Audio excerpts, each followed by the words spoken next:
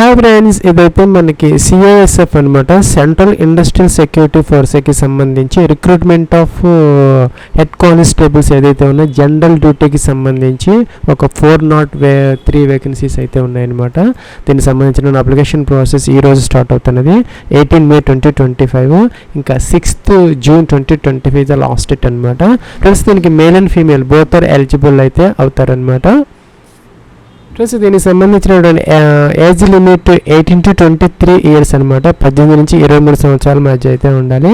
Plus మనం 2002 August నుంచి 2007 August మధ్య కనుక మీరు బారన్ అయ్యి ఉంటే కనుక దీనికి ఎలిజిబుల్ అయితే అవుతారు. దీనికి అదనంగా SC ST వాళ్ళకైతే 5 ఇయర్స్ అంటే 28 ఇయర్స్ వరకు అవకాశం ఉంటుంది అనమాట.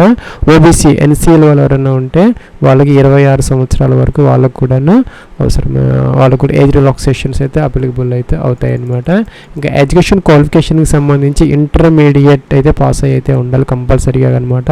దీంతోపాటు మీకు స్పోర్ట్స్ యొక్క పెర్ఫార్మెన్స్ పార్టిసిపేషన్ అయితే ఉండాలన్నమాట.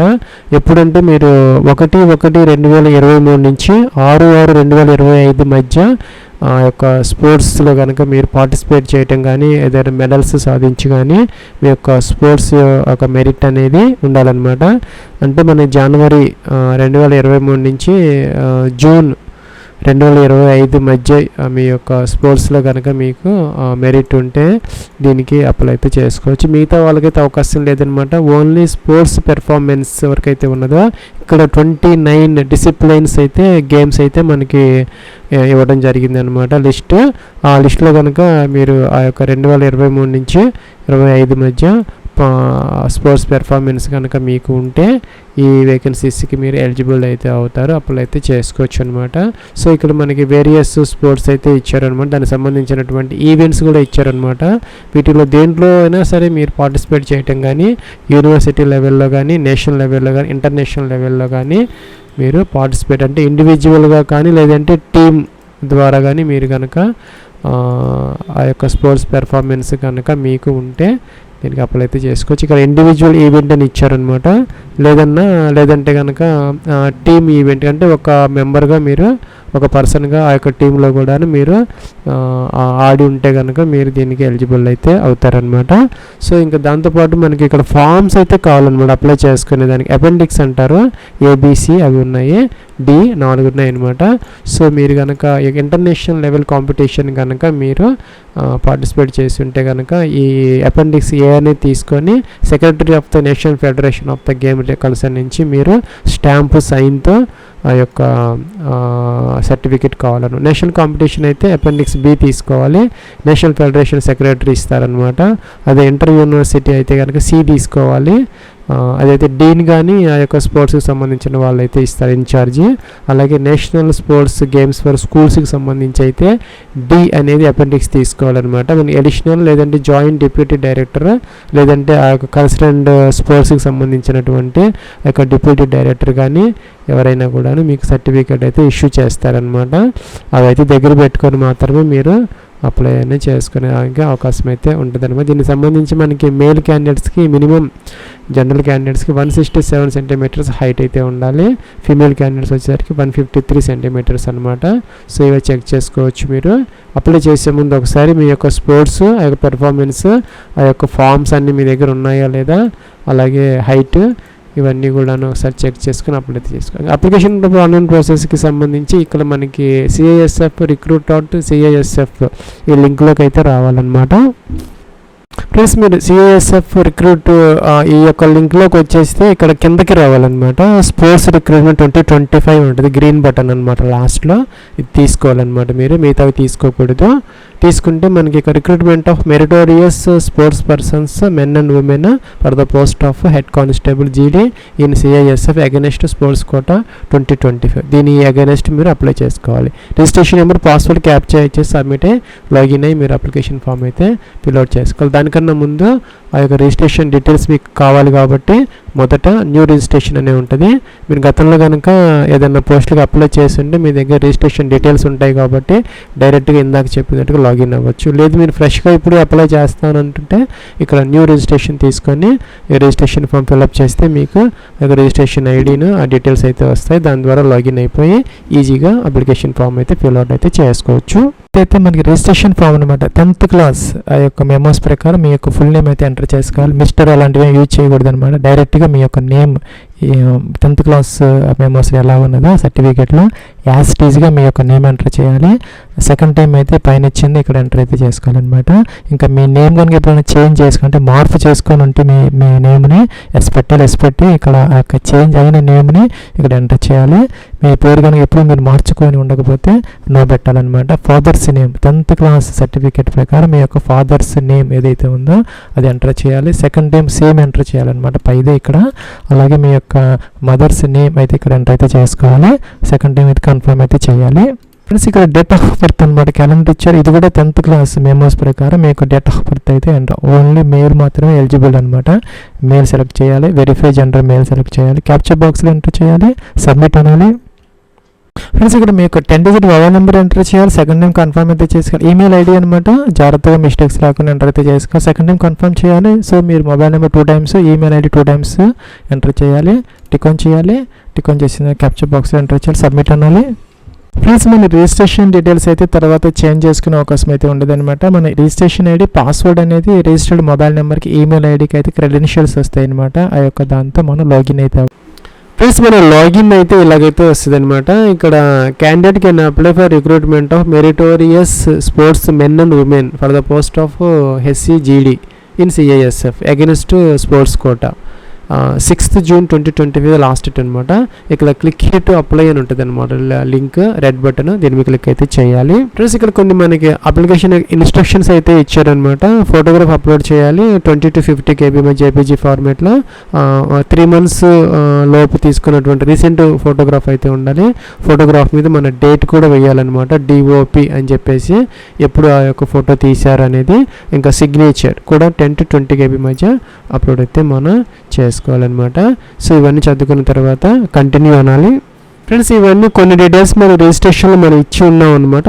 అవన్నీ ఆటోమేటిక్గా అయితే వస్తాయి. Name, father's name, mother's name, అలాగే డేట్ ఆఫ్ బర్త్ కూడా వస్తుంది. కేటగిరీ UR, OBCనా, EWS, SCనా, STనా సెలెక్ట్ అయితే చేసుకో. నేమ్ ఆఫ్ ద డోమిసైల్ అంటే మనం పర్మనెంట్ రెసిడెంట్ స్టేట్ అనమాట. మీరు ఎక్కడైతే బోర్న్ అయ్యారో మీ యొక్క ఫాదర్ ఎక్కడైతే నివసించి ఉన్నారో స్థిర నివాసం ఉన్నటువంటి స్టేట్ అనమాట. సో సెలెక్ట్ అయితే చేసుకోవాలి. Gender male and female both are eligible అనమాట. స్పోర్ట్స్ పర్సన్స్ అలాగే sports men and women both are eligible అనమాట.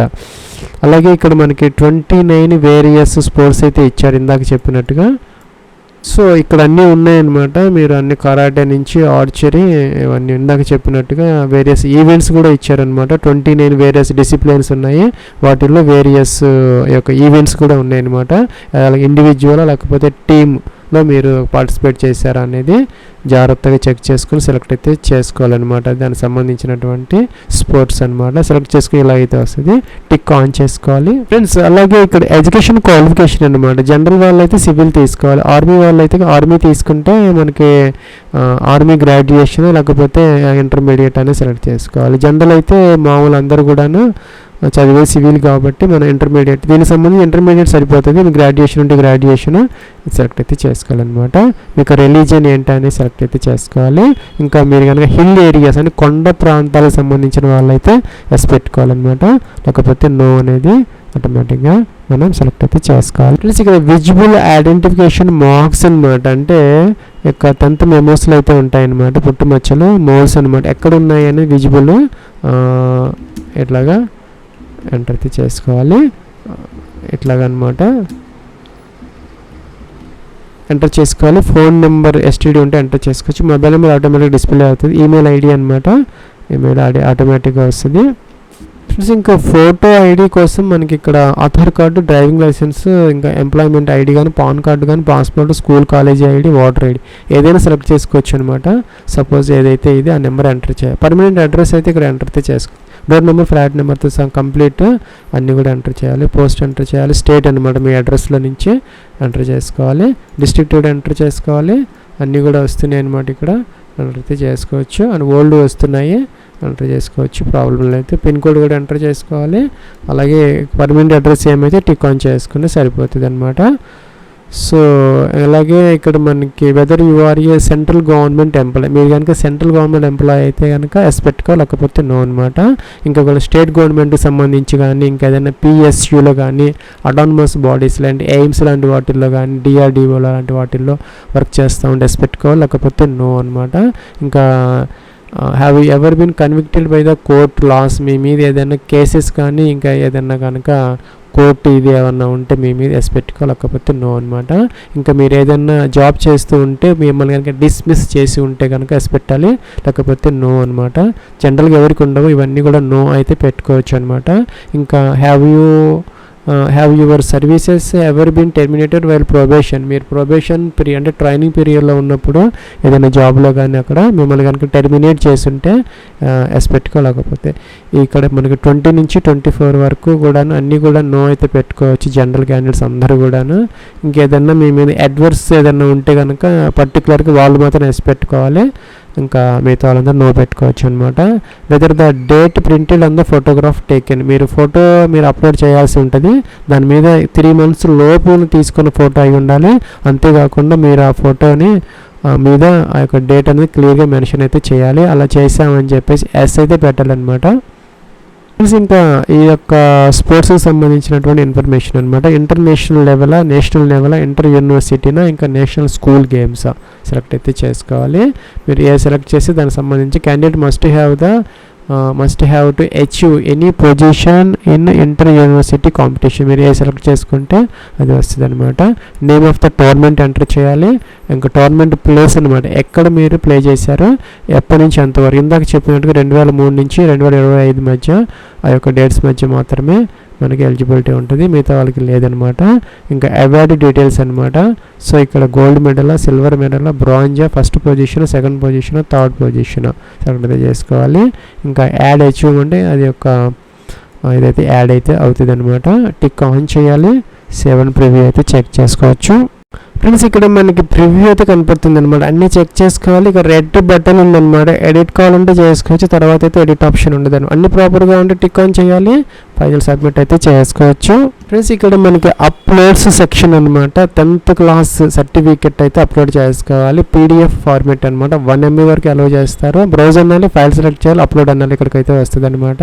అలాగే ఎడ్యుకేషన్ క్వాలిఫికేషన్ ఇంటర్మీడియట్ లేదంటే దాని ఈక్వలెంట్ తప్పనిసరిగా ఎంటర్ అయితే అప్లోడ్ అయితే చేసుకోవాలన్నమాట. అదేవిధంగా పీడిఎఫ్ ఫార్మేట్, అలాగే ఫోటో 3 months లోపు తీసుకున్నది అయ్యి ఉండాలి. ఫోటోగ్రాఫ్ మీద మీ ఫోటోగ్రాఫ్ డేట్ కూడా వేసుకోవాలన్నమాట. ఇదైతే జేపీజీ ఫార్మేట్లో 20 నుంచి 50 KB మధ్య సిగ్నేచర్ అనమాట. జేపీజీ ఫార్మేట్లో 10 to 20 KB మధ్య అప్లోడ్ చేసిన తర్వాత సేవ్ అండ్ కంటిన్యూ అయితే చేసుకోవచ్చు. ఫ్రెండ్స్ మీరు ఈ ఫోటోగ్రాఫ్ని ఒక పెయింట్ దాంట్లోకి అయితే మీరు ఓపెన్ చేసుకోవాలన్నమాట. ఇక్కడ కొంచెం ఇలా పట్టుకొని కిందకి లాగేస్తే గ్యాప్ అయితే వస్తుంది అనమాట. ఇక్కడ ఏదైనా ఉంటుంది అంటే టెస్ట్ అనమాట. టెస్ట్ తీసుకొని ఇక్కడ పెట్టుకొని మీరు డిఓపి అంటే ఫోటో టేకెన్ డేట్ అనమాట. సో ఇక్కడ వేసుకోవచ్చు మీరు. సైజ్ కొంచెం ఎక్కువగా ఉంది కాబట్టి సైజ్ తగ్గించుకుంటే మీకు సరిపోతుంది. చూసుకొని ప్లస్ ఈ విధంగా కొంచెం అడ్జస్ట్ చేసుకొని సైజ్ అనేది సేవ్ చేసుకొని జేపీజీ ఫార్మేట్లో 20 to 50 KB మధ్య నేను అప్లోడ్ చేసుకుంటే సరిపోతుంది అనమాట. ప్లస్ ఇంకా ఫీజు కోసం అయితే ఇక్కడ లింక్ వచ్చిందనమాట. దీన్ని రిఫ్రెష్ చేయకుండా దీని మీద క్లిక్ అయితే చేసుకోవాలి. ప్లస్ ఇక్కడ మనకి మల్టిపుల్ ఆప్షన్స్ వస్తాయి అనమాట. Debit card, credit cards, net banking కానీ యూపీఐ ద్వారా ఎలాగైనా మీరు ఫీజు అయితే పే చేసుకోవచ్చు అనమాట.